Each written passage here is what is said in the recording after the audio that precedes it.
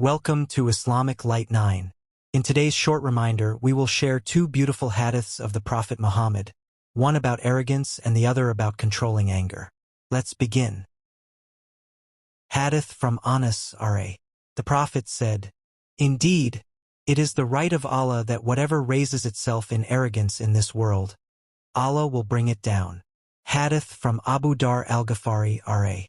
The Prophet said, "If one of you gets angry while standing, let him sit down. If the anger goes away, that is good. Otherwise, let him lie down." These hadiths teach us to stay humble and control our anger for the sake of Allah. Palms up together, may Allah protect us from arrogance and make us patient in times of anger. Ameen. Don't forget to like this video, share it with others, and subscribe to Islamic Light 9 for more authentic reminders. And in the comments, let us know what lesson you learned today.